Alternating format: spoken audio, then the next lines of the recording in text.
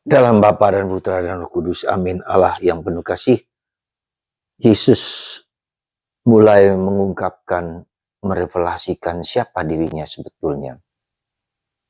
Dan itu menimbulkan syok yang besar bagi orang Yahudi.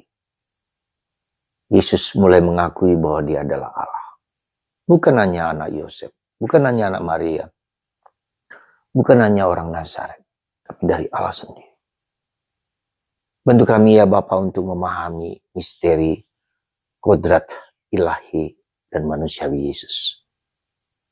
Terpujilah namamu kini dan sepanjang segala masa. Amin.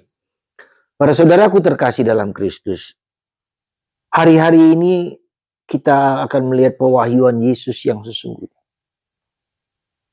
Dia tidak hanya mengatakan bahwa dia adalah manusia, orang Nazaret, ibunya Maria, bapaknya Yosef, bekerja seperti manusia biasa.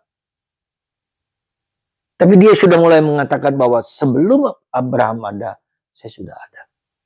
Satu unsur kemarin kita dengarkan itu. Dan tidak hanya itu, Yesus mengatakan, aku adalah Allah. Dan ini bentuk hujatan yang luar biasa. Hujatan yang luar biasa. Ya, bagi orang Yahudi. Karena orang Yahudi menyebut nama Allah saja tidak boleh.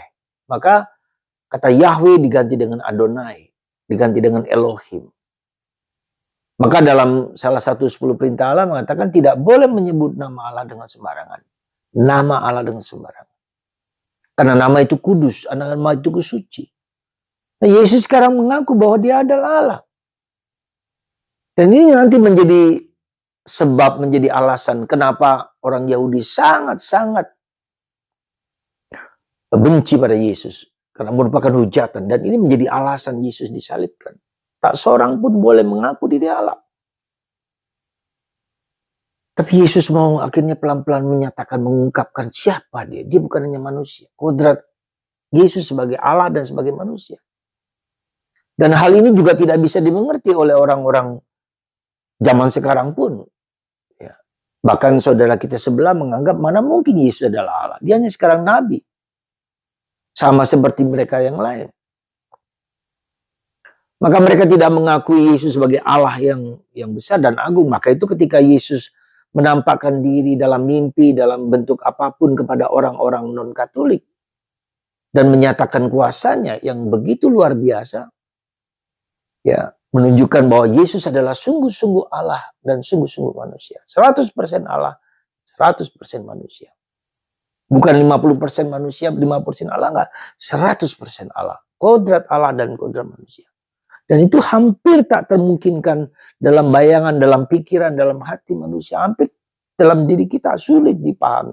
Dan inilah maka iman itu mengatasi go beyond reality, go beyond rasio. Maka bagi sementara orang yang katakanlah kalau kita sering mendengar orang yang di luar kekatolikan, di luar kekristenan, hampir susah mengerti, bahkan menolak, bahkan menghujat. Mana mungkin mereka bilang. Tapi tidak ada yang mustahil bagi Allah. Nah, kita sebagai orang Katolik mungkin sekarang bisa paham, tapi pada zaman Yesus itu hujatan. Dan harus dihukum mati, harus dirajam, harus dilempar dengan batu. Ya. Tetapi Yesus mengatakan dalam kitab suci dikatakan, kamu adalah Allah. Dan kitab suci tidak bisa dibatalkan. Jadi mereka ragu-ragu juga dengan kata-kata Yesus yang disampaikan itu. Jadi mereka tidak berani untuk melempari Yesus karena maka Yesus menghilang dengan gampangnya. Dan waktunya belum tiba. Tapi nanti dalam pengadilan di Pontius Pilatus, itulah saksi yang palsu itu, saksi yang dia mengatakan aku adalah Allah dan aku mengatakan akan menghancurkan bait Allah. Ya, jadi alasan yang paling fundamental dan itu menjadi sungguh-sungguh bentuk kekatolikan, kekristenan kita mengakui Yesus adalah Allah. Kalau kita tidak berani mengakui Yesus adalah Allah, maka itu juga menjadi suatu hambatan bagi kita. Maka seringkali kalau kita mengalami penderitaan yang luar biasa, yang sungguh-sungguh tak terkirakan dan tak tersangkakan dan terpedikan, kalau sungguh Allah, engkau sungguh Allah. Buktikan kesungguhan Allahmu itu. Ya, bahwa aku menderita seperti ini, bebaskan aku dari segala itu. Jadi saat-saat kita sedang mengalami penderitaan yang tak terkirakan, kita menganggap Tuhan, engkaukah Tuhan itu? Nah itulah. Ya bisa kita lihat. Nah di dalam apa namanya? Di dalam ketika Yesus disalibkan juga banyak orang, Yesus kalau engkau Allah, selamatkanlah dirimu dan selamatkan kami. Dan seorang di sebelah kiri Yesus penjahat itu, Yesus ikut serta dalam hujatan kepada Yesus itu. Kalau Yesus engkau Allah, tunjukkan, selamatkan kau dan aku. Dan itu semua orang bergemuruh menunjukkan itu. Ya, tetapi seorang yang sebelah kanan mengatakan, Yesus, aku dan orang ini pantas dihukum mati. Tapi kalau engkau masuk surga, ingatlah akan aku. Dan Yesus mengatakan, hari ini, saat ini juga, engkau bersama aku di Firdaus. Wow.